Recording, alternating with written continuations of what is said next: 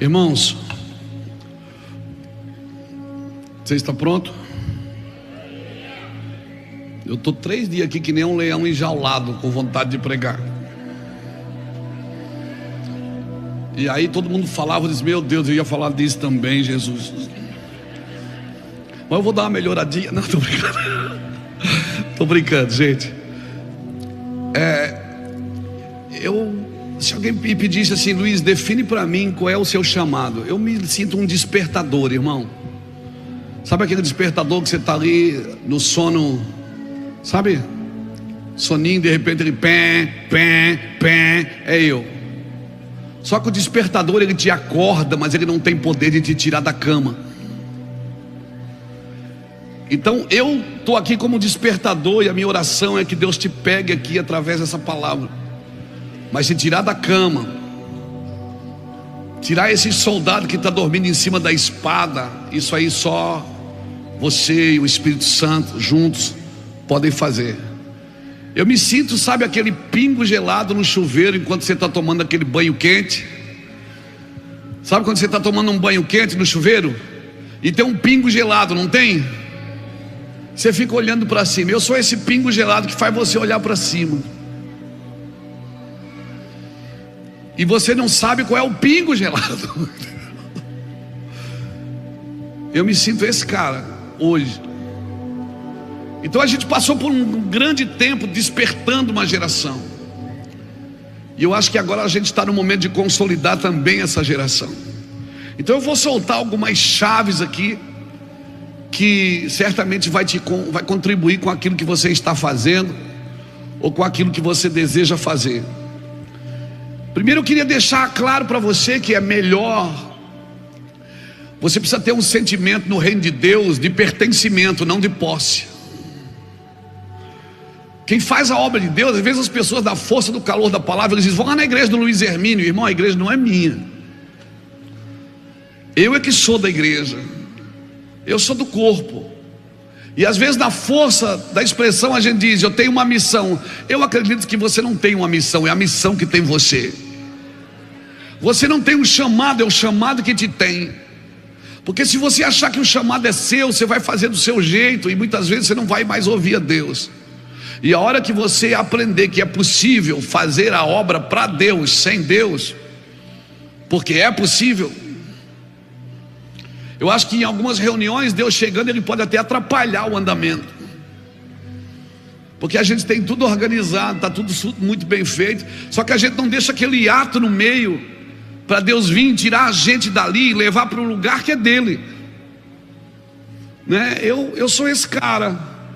Quando eu vejo que eu estou muito mecânico, muito de plástico, eu tenho que parar, me esconder e buscar Deus. E descobri uma coisa, que o problema nunca está com a igreja, e o problema nunca está com alguém, o problema sou eu, como diz o meu amigo Judson de Oliveira. Ele faz assim, o problema é você. Não, o problema sou eu. Às vezes quando eu vejo que eu estou muito no piloto automático, muito mecânico, com o evangelho de plástico, quando eu prego e não tem mais lágrimas em mim, eu digo, uau, tem alguma coisa errada aqui. Há um grande anseio hoje das pessoas de estudar sobre Deus e saber quem Deus é. Irmão, tem gente que sabe tudo, muito do que nada importa, que não influi, não contribui, nem auxilia,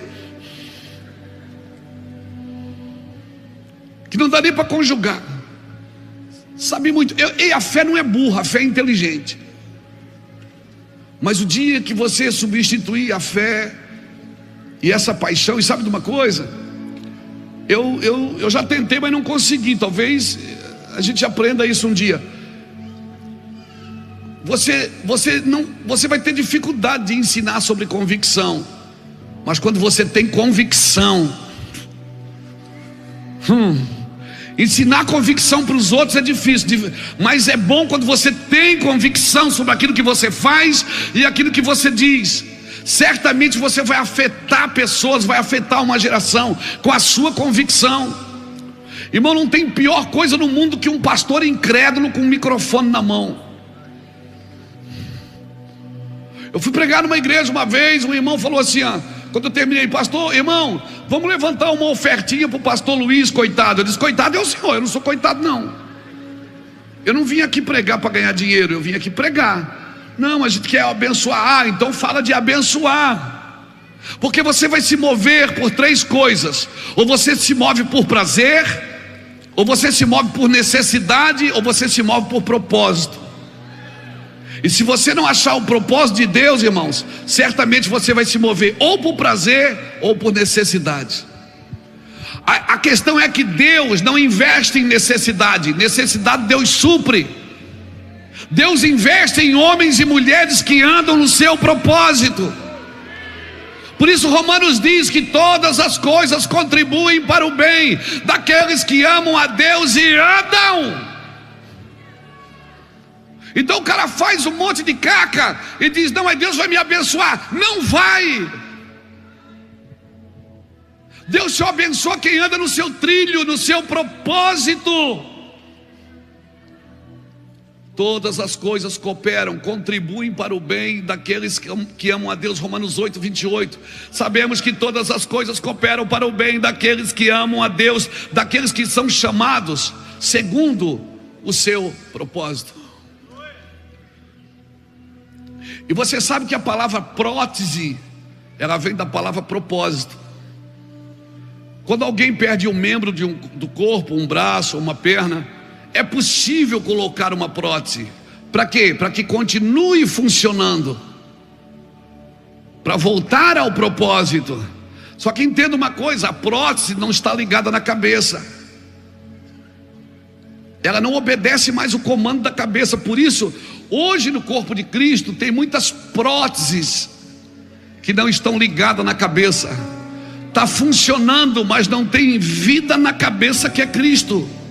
Amém? Diga comigo plano. Diga comigo propósito. Irmãos, o propósito de Deus para a sua vida é o alvo final de Deus. É a linha de chegada. Mas por favor, não crie falsas linhas de chegada. Não crie falsas linhas de chegada. Chega uma idade e você acha que já chegou. Não, irmão, dali para frente que melhora. A gente determina prazos para Deus. Querido, você vai viver uma eternidade com Jesus. E o propósito não acabou. Deus não trabalha com você cronologicamente. Quando Ele chamou Noé para fazer uma arca, Noé levou 100 anos para fazer uma arca. Não foi Noé que levou 100 anos para fazer uma arca. Foi Deus que levou 100 anos para fazer um Noé. Porque enquanto você está fazendo algo para Deus, Deus está fazendo algo dele em você. Há uma transferência para você daquilo que Deus é. Você está me entendendo? E não é se prepara e constrói uma arca 100 anos para usar um ano.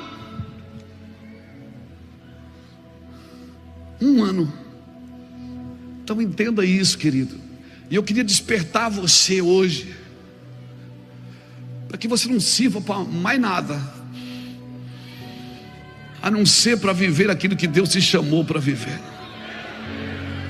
Seja numa faculdade, numa universidade, seja no fórum, seja no atletismo, seja como um atleta, como um artista, como um político, um empresário, seja como que for. Se Deus te chamou, Ele é fiel para cumprir. E se você anda segundo o seu propósito, todas as coisas vão contribuir para o bem daqueles que amam a Deus e são chamados e andam segundo o seu propósito. O texto que eu abri no primeiro dia, abra comigo Mateus 9,35, que é o texto que começou o Ministério Mevan. O Ministério Mevan começou nesse texto.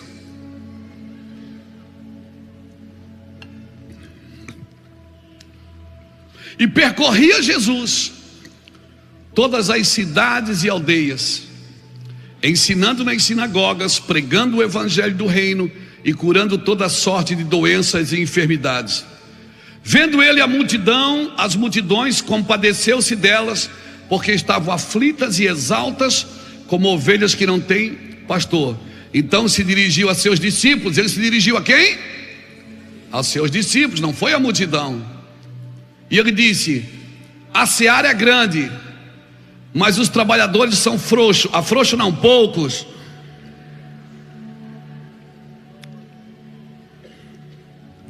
A seara é grande e poucos são os cearenses. Não, a seara é grande, mas poucos são os ceifeiros. E ele disse que roguem ao Senhor da seara, porque a seara não é sua, a seara é dele. Roguem ao Senhor da seara que envie trabalhadores para a sua seara. Irmãos, estenda a mão para cá, me abençoa. Obrigado, Jesus, por essa palavra. Nós recebemos ela em ações de graças a Ti. E é que essa palavra pegue a gente aqui nessa noite, Senhor. Nós estamos entregues ao Teu cuidado. E desde já eu oro por uma libertação na mente. Desde já eu oro para que caia paradigmas.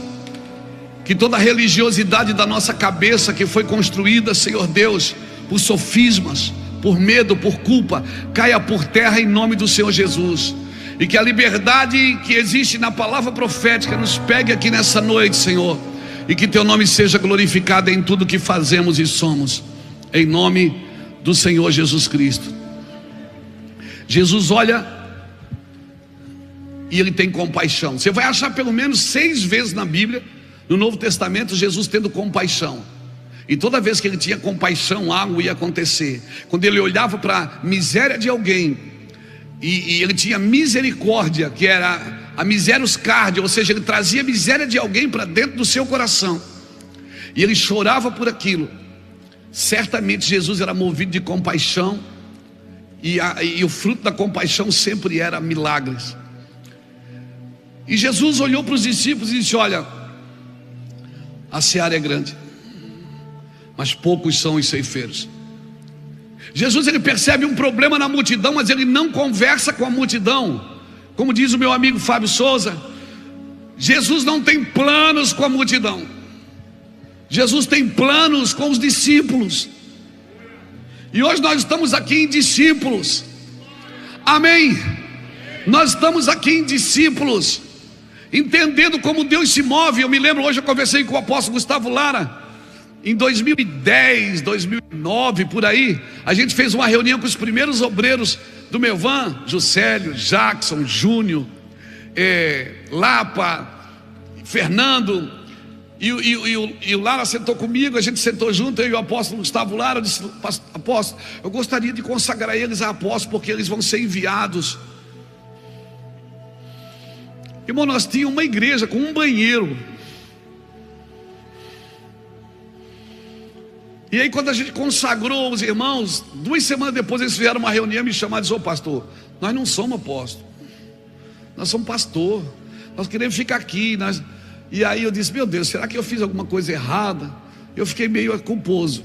Hoje, irmão, está todo mundo apostolando, um mais profético, outro mais pastor, mas todos foram enviados, porque Deus não está te vendo agora. Deus não está te vendo agora. Amém? Amém, pastor, mas não tem nenhuma possibilidade de dar certo comigo. Ei, leia a Bíblia: não é dos ligeiros o prêmio, nem dos valentes a vitória, nem tampouco dos sábios o pão, nem dos prudentes a riqueza, mas o favor de Deus acontece a todos. E se você está aqui no auditório, irmão, eu estava em auditórios, eu já rodei esse Brasil para ouvir a palavra. David Robson vai estar lá, eu estava lá. Benny Hinn vai estar lá, eu estava lá. Rádio Baker vai estar lá liberando, eu estava lá na frente, quando eles diziam: olha, Deus me mostra, eu já, essa palavra é minha. Eu voltava para casa, sentava, não tinha nada. Uma vez eu estava numa conferência do David Robson em São Paulo com o Irineu, lá na igreja do Jabes. Foi eu, Lapa, o Saulo, o pastor Saulo Branco estava junto. David Robson andou, David Robson, irmão, ele já foi para a eternidade, mas aquele homem, ele entrava no auditório,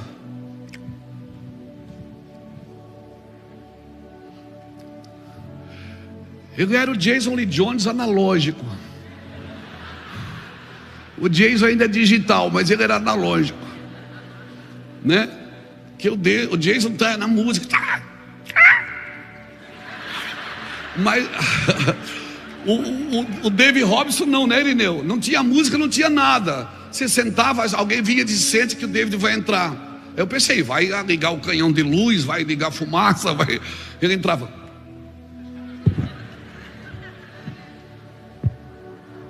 Ele pegava o microfone e dizia assim: ele está aqui. Aquilo mudava.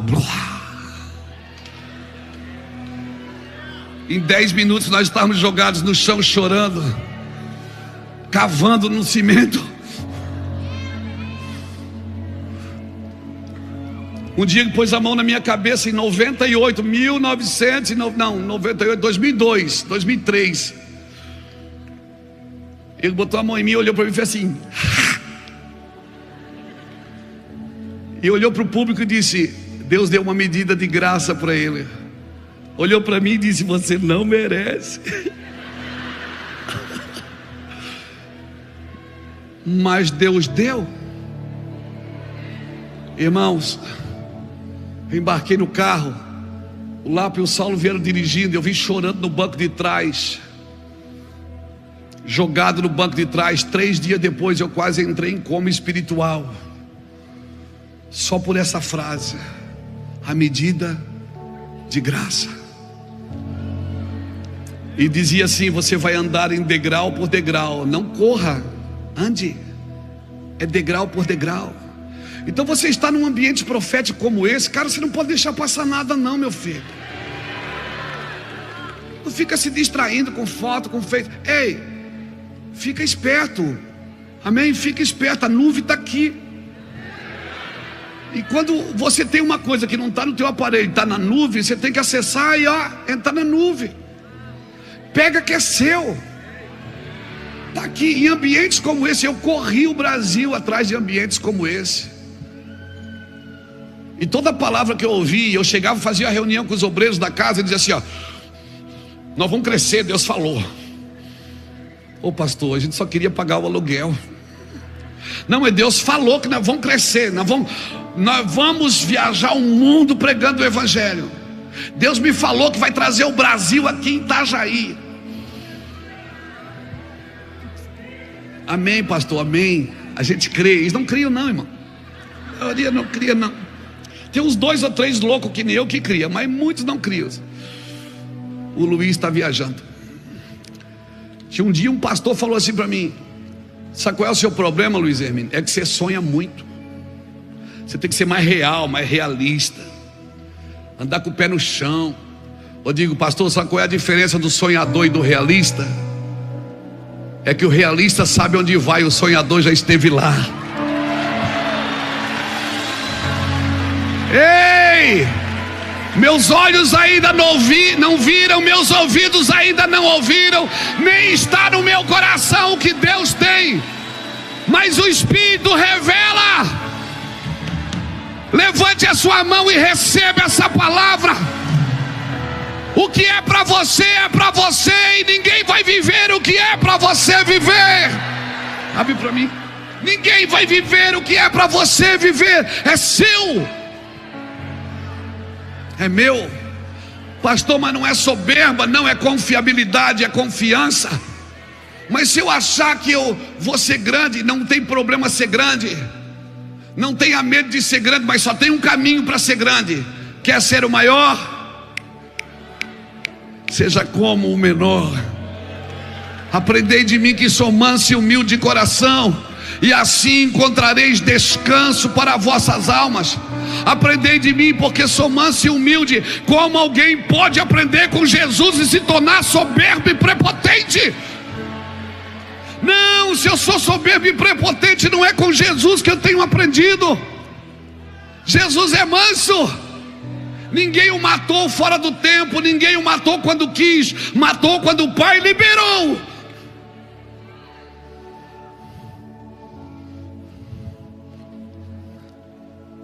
Ninguém o tocou enquanto Deus não permitiu. O que Deus tem para você já está pronto, já está no Espírito. Agora você precisa formar isso aqui nessa terra. Por isso é muito mais importante para mim conhecer o propósito de Deus do que o propósito da minha vida. O propósito da minha vida está naquilo que Deus tem para mim. Conhecer o plano eterno de Deus é mais importante do que conhecer o plano da minha vida, porque Deus vai me encaixar naquilo que Ele tem. Deus não tem plano B para você. Deus não tem plano B.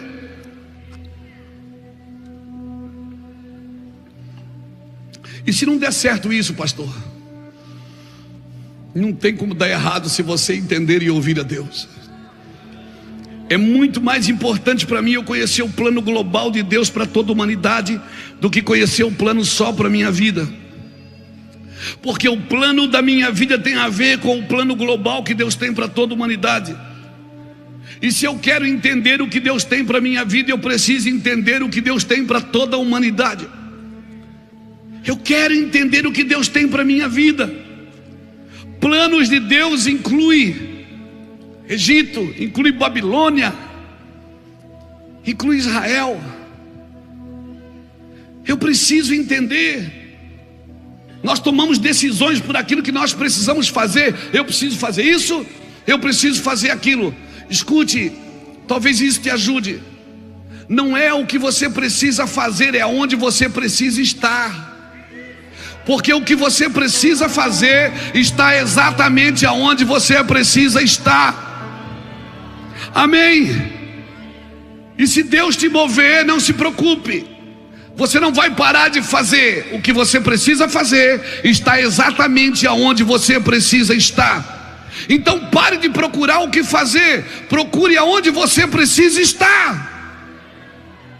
Porque ali vai aparecer o que você precisa fazer. Pastor, então me abençoa. Deixa eu te falar uma coisa, irmãos. Você já se perguntou o que é que Deus chama de bênção? Irmão, tudo que Deus cria, Deus abençoa. Deus criou um pássaro e abençoou, criou um animal e o abençoou, criou um peixe e o abençoou, e criou o homem e o abençoou. Tudo que Deus criou já está abençoado. Qual é a bênção de um pássaro? É voar. Se você pegar um pássaro e colocar num viveiro, ele continua voando ou não continua? Continua, mas ele já não está na bênção. Qual é a bênção de um peixe? É nadar. Se você tira um peixe do mar e bota no seu aquário, ele continua nadando ou não continua? Mas ele já não está mais na bênção de Deus, ele está no seu controle. Então cuidado para você não chamar de bênção. Eu estou abençoando esse irmão. Você está abençoando ou está o controlando? Porque a bênção de Deus,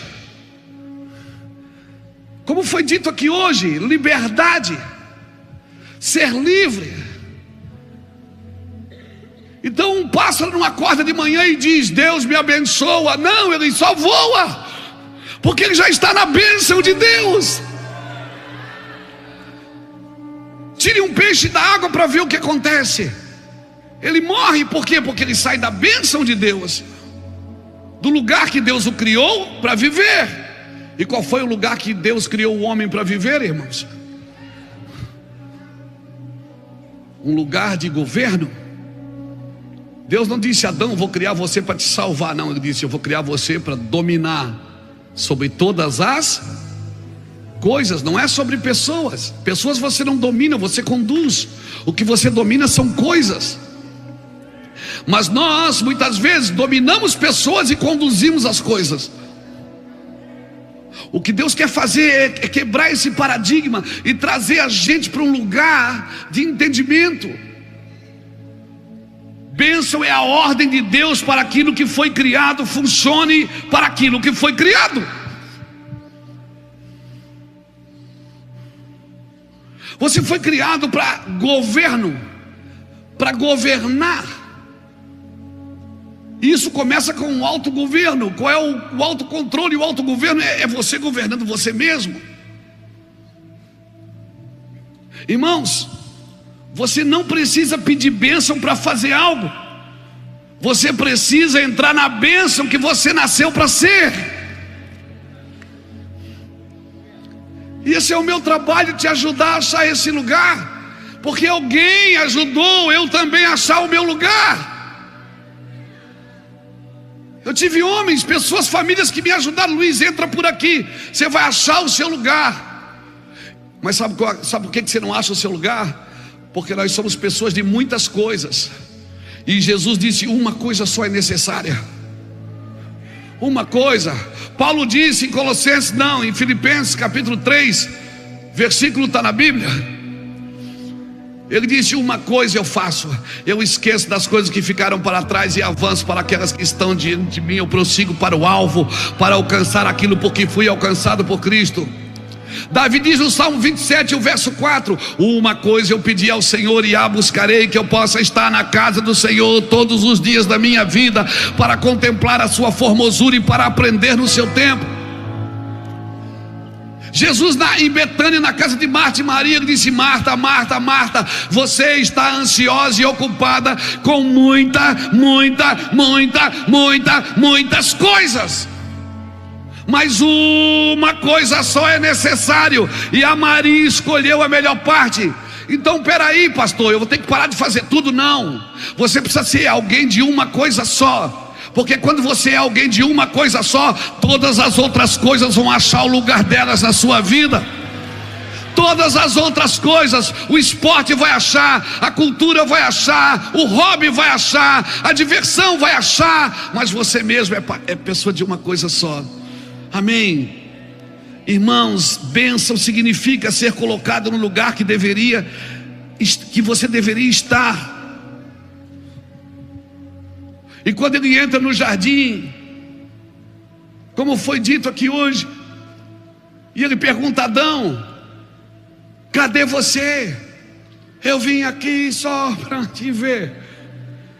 Ele não perguntou para Adão onde ele estava, porque ele não sabia.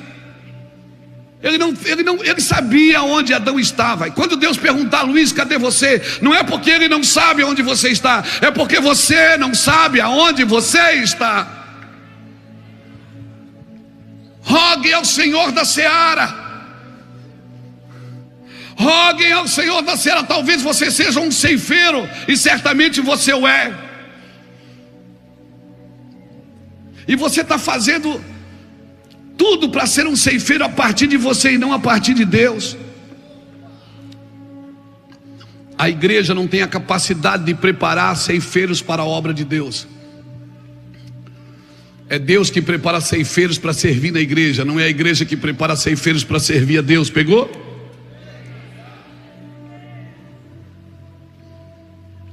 Nós preparamos pessoas, equipamos pessoas, damos ferramentas a elas, mas se o Senhor não edificar a casa,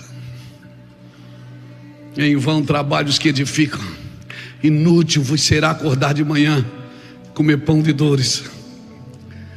Agora, se Deus te chamar, cara, isso nasce um rio de convicção dentro de você tão poderoso. E eu vou te falar uma coisa.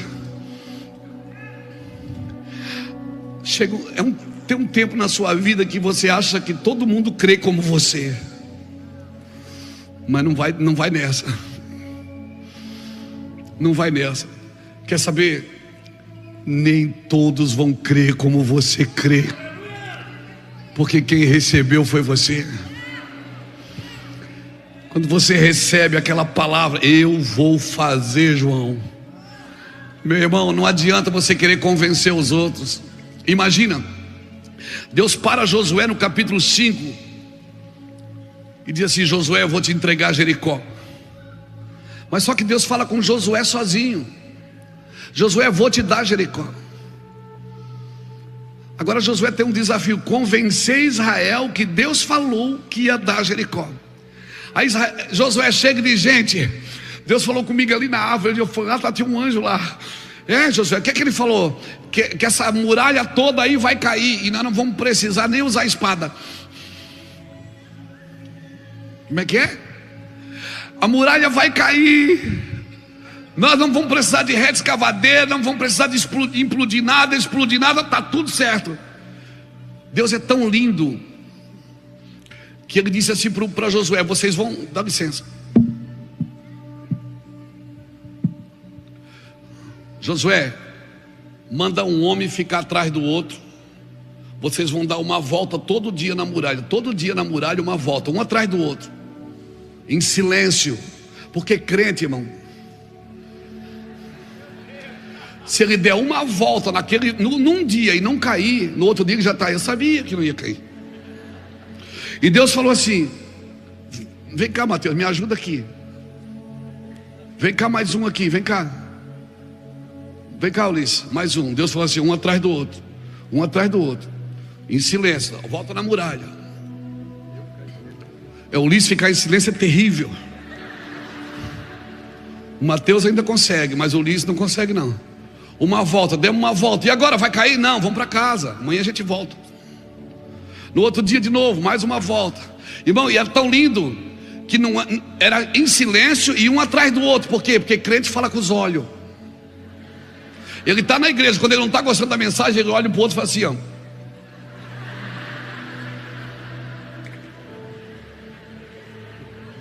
E Deus sabe que para eles não perder a bênção, porque a murmuração já era, começou a murmurar, já era, irmão, não cai nada na sua frente. Aí você se desgasta tentando derrubar do seu jeito, e Deus falou que vai cair. Ele só mandou você: fica quieto e não murmura, fica quieto. E aí, 6 dias em silêncio. E Deus disse: no 7º a gente vai virar para frente da muralha e vai gritar. Amém? Está pronto? No 7º dia, vai lá. Obrigado, gente. Caiu tudo, irmão. A minha pergunta: foi o grito do 7º dia que derrubou a muralha, ou foi o silêncio dos 6 dias anteriores?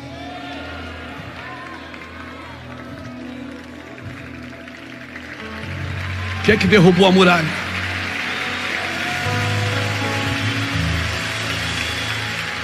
Sabe o que é que dá certo? É ficar quieto quando Deus diz para você ficar quieto, e falar quando Deus diz para você falar. O problema é que você está ficando quieto quando é para falar, e está falando quando é para ficar quieto. Caiu tudo, irmão. Caiu tudo. A obediência te protege. O que te protege é a obediência, não é a popularidade. Muitas pessoas, para se tornar popular, se tornaram desobedientes. A popularidade, toda vez que Jesus fazia um milagre, a popularidade empurrava ele para o trono. Alguém queria colocar ele num trono. O que te protege é a missão, irmão, não é a popularidade.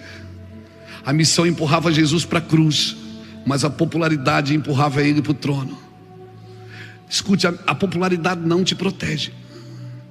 O que te protege é o senso de missão, que você sabe o que você carrega. Mas por que você não faz isso? Porque eu não fui chamado para fazer. Mas por que você não... Eu não fui chamado. Não entre em coisas que você não foi chamado para viver e para fazer. Porque você vê alguém fazendo e dando certo com ele, vai dar errado com você. Por quê? Porque você não tem essa palavra. Por que tem gente que empobrece vendendo ouro e tem gente que enriquece vendendo lixo? Porque não é o produto, é a palavra. Tem gente que trabalha com ouro e não prospera. Tem gente que trabalha com lixo e prospera. Por causa do quê? Por causa da palavra.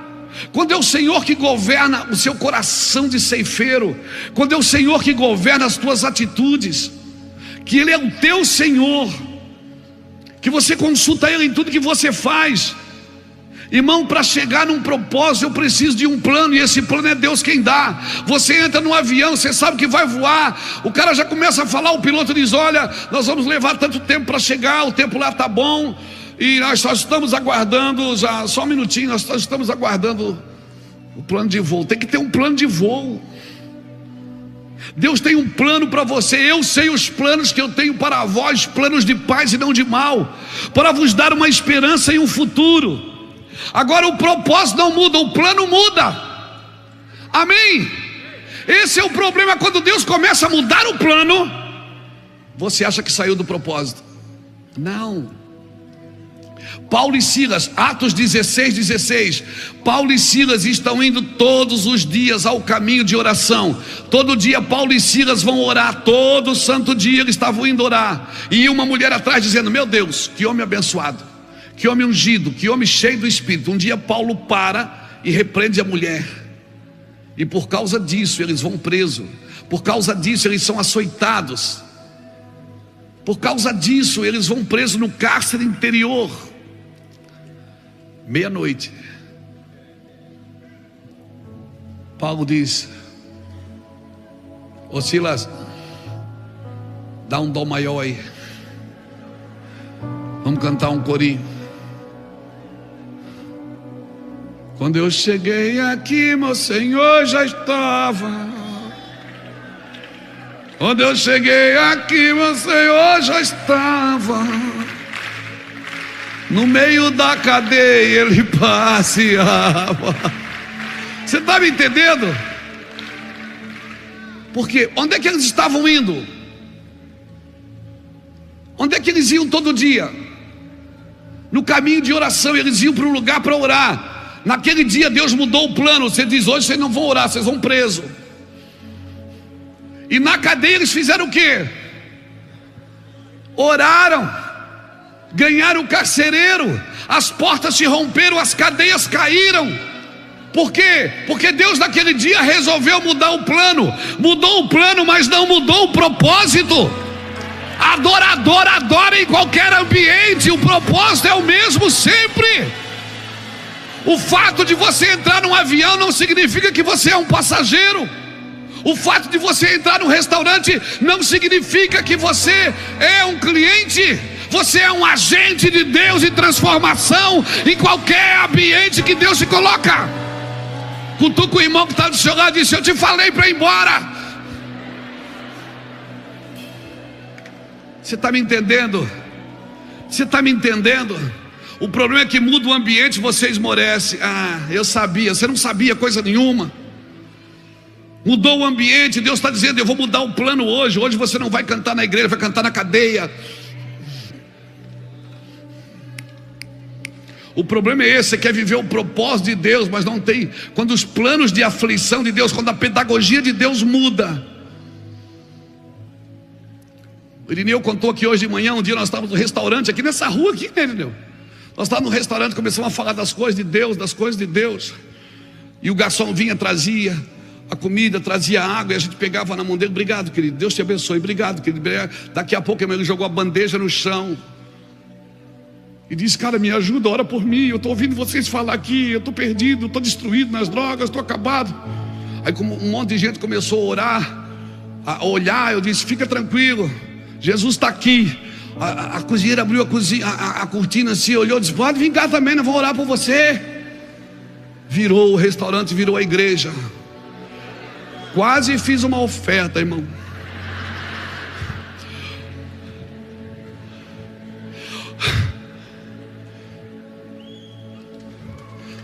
O problema é que nós temos a mentalidade de ir à igreja, mas não temos a mentalidade de ser a igreja. Ser a igreja, ser a igreja. Cutuca alguém e diz: você é a igreja do Deus vivo.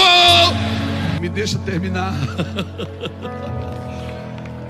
Dá vontade de voar, não dá, Charles? Tem coisas que você gerou por paixão, e glória a Deus pela paixão. A paixão que você carrega gerou isso em você e te trouxe até aqui. Mas agora Deus vai te dar entendimento para se movimentar naquilo que te trouxe pela paixão.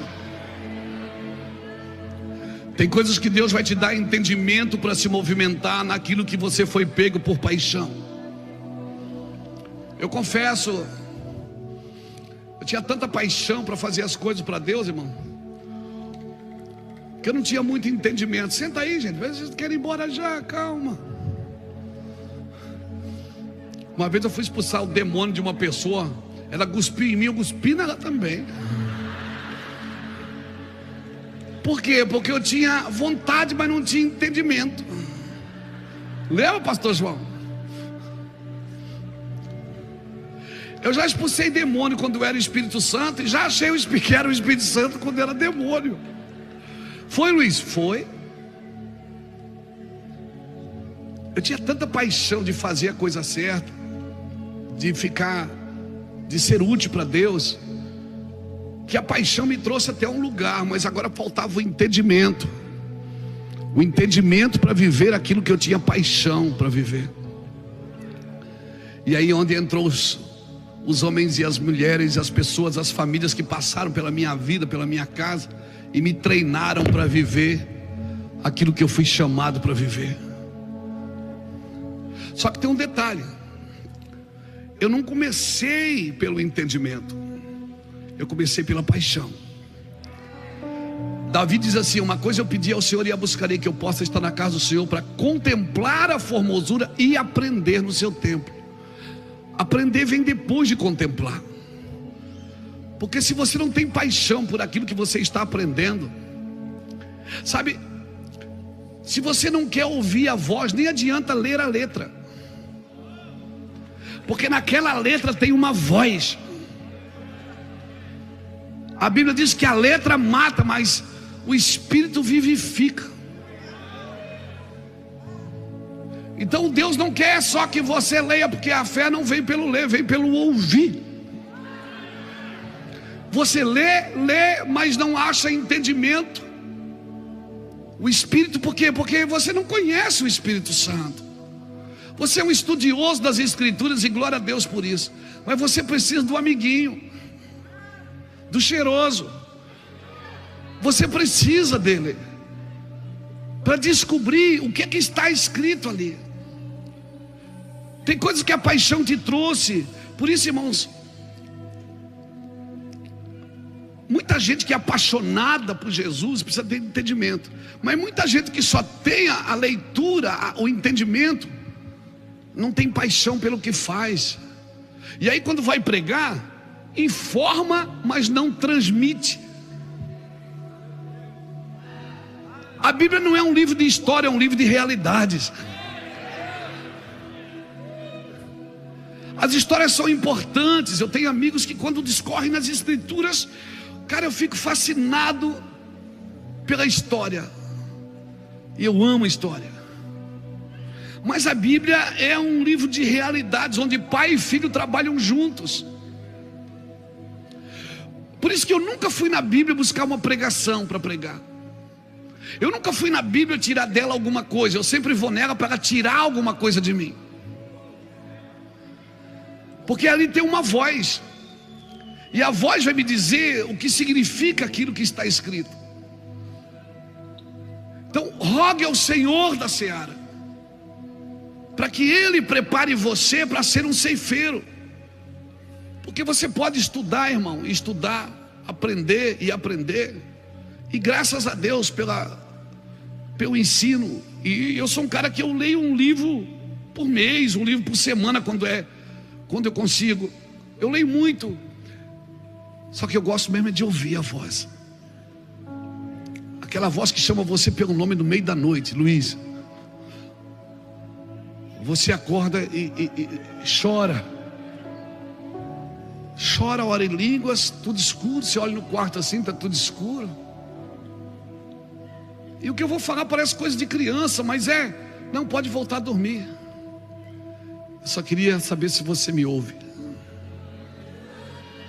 Ah, pastor, isso aí é historinha. Não, irmão, não é historinha, é amizade. De contar as coisas. Eu nunca fui eterno, soberano, não. Meus filhos nunca pararam na minha frente e disseram, meus filhos nunca vieram na minha frente e disseram: oh Deus poderoso, não. Eles só chamaram pai. Esse é o nosso problema. A gente vai buscar Deus e a gente quer dar ideia para Deus, como se Ele não soubesse o que fazer. Oração não é para falar, é para ouvir. Ouve, Israel, Senhor. Oração é para você ouvir. E quando você for falar de você. Senhor viu o que eu fiz? Senhor viu para onde eu olhei? Senhor, tive vontade de bater naquele cara. Na realidade não era bater, era matar. Mas eu só bater já me contentava.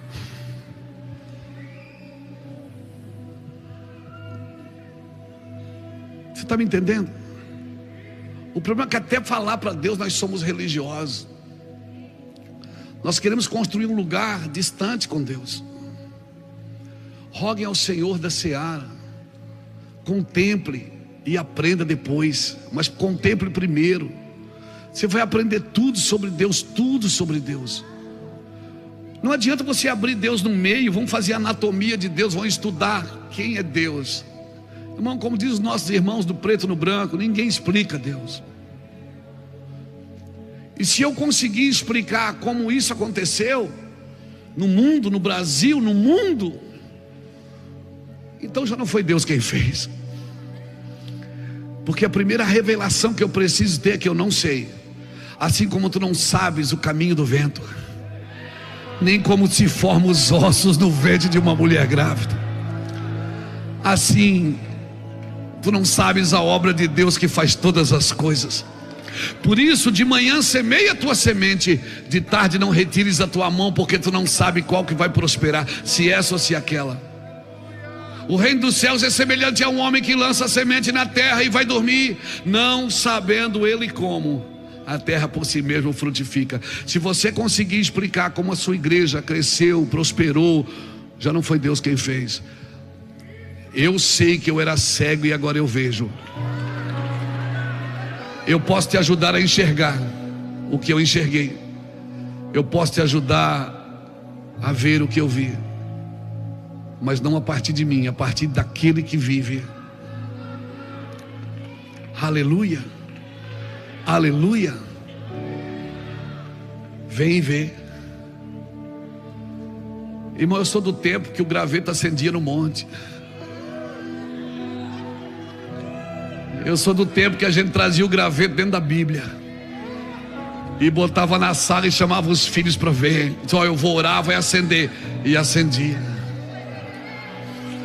Ei, mano, eu sou do tempo que a gente orava pela tanque da moto vazio, não tinha gasolina, a gente não pegava.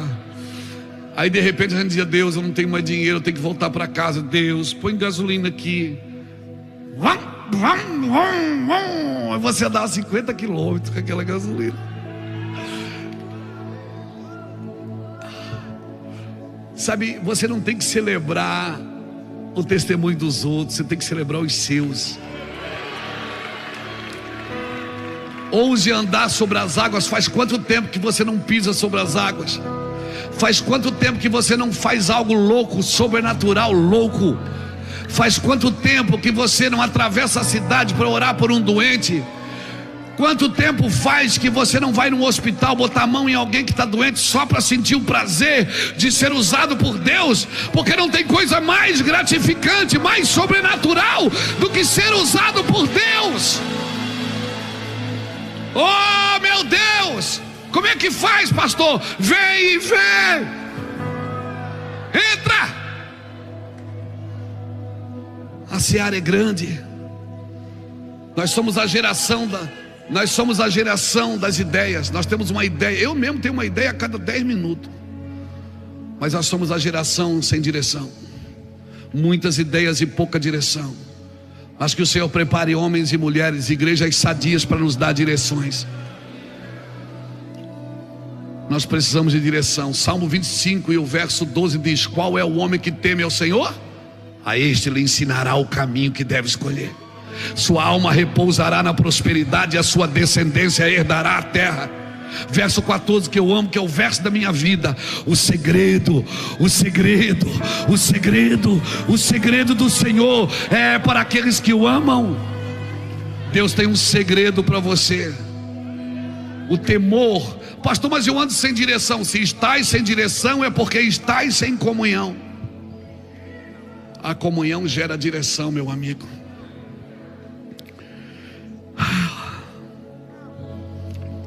Diga para a pessoa: separe a sua função da sua identidade. Vai ter um dia que eu vou estar velho, vai demorar. Eu não vou ter mais força para entrar num avião, talvez para ir para uma outra nação. Talvez eu não vou ter a força de viajar tanto para pregar o evangelho. Talvez a minha função mude, mas a minha identidade não. Então, você não faz para ser, você faz porque você é. Você é. Por isso que Jesus perguntou aos seus discípulos: quem as pessoas dizem que eu sou? Porque o que você reconhece que Ele é determina o que você é capaz de fazer. Um disse que o Senhor é profeta, outro disse que o Senhor é o Elias, outro disse que o Senhor é João, é um anjo. E ele disse: e vocês o que dizem? Pedro pulou e disse: eu sei. Eu sei. Tu és o Cristo. E ele disse, quando Pedro falou tu és o Cristo, ele disse: tu és Pedro. Porque quando você descobre quem Ele é, você descobre quem você é. Tu és o Cristo. Ele disse: tu és Pedro. E não, quer saber, não foi carne nem sangue quem te revelou. Então diga comigo: revelação gera identidade. Diga: identidade gera autoridade. Porque ele disse: Pedro, eu te darei uma chave. Ele não te dá uma chave até você descobrir quem você é. Você só ganha a chave depois que você saber quem você é.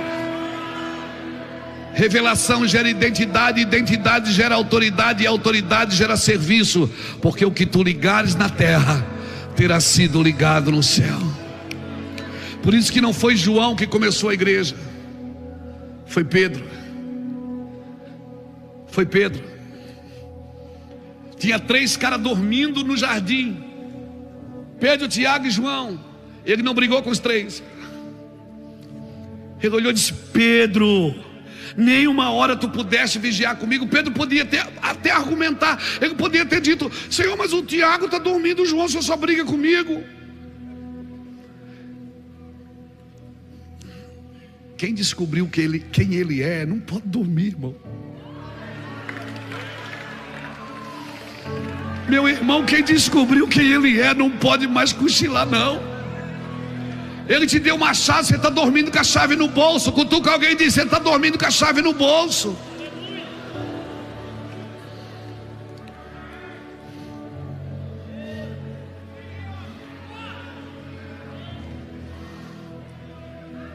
Na hora de começar a igreja,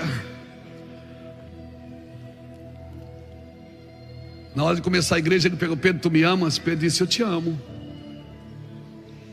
Pedro, tu me ágape? Ele disse: não, eu te filéu. Mas tu me ágape? Não, eu te filéu. Tu me ágape? Ah, Senhor, tu sabes que eu te ágapo. Então apacenta minhas ovelhas. Pedro não cabia na cabeça de Pedro. Ele olhou e disse: e o João, Senhor? E ele? O que é que vai ser dele? Ele não começou a igreja com o apóstolo do amor. Ele começou a igreja com o apóstolo que obedecia.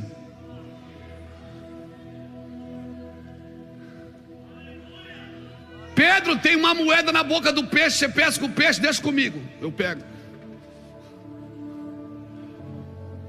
Pedro, lança a rede pelo outro lado. Eu já pesquei a noite inteira, hein? Não peguei nada. O pescador aqui sou eu, você é carpinteiro. Mas eu vou lançar a rede porque você está pedindo, você está mandando, eu vou fazer. Mestre, é tu que estás aí, então manda que eu vou também. Mas afundou, mas foi.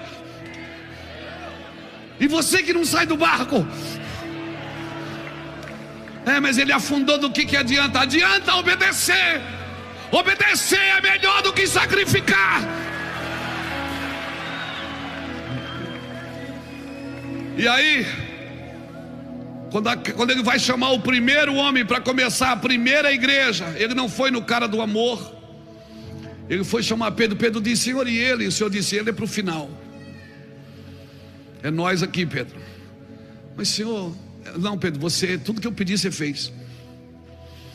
E você obedeceu até na hora de me negar. Até na hora de você me negar, você obedeceu. Sabe quem vai fazer a diferença nessa geração? Quem obedece. Porque nem todos que dizem que amam obedecem, mas todo que obedece porque ama. Aquele que ouve os meus mandamentos e os guarda, esse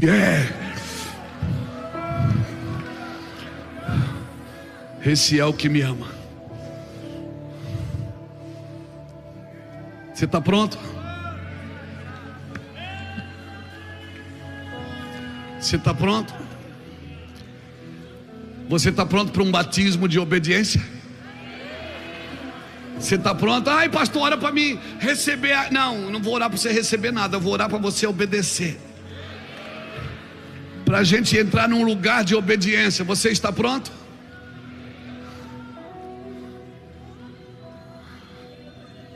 Então vem. Nós vamos orar.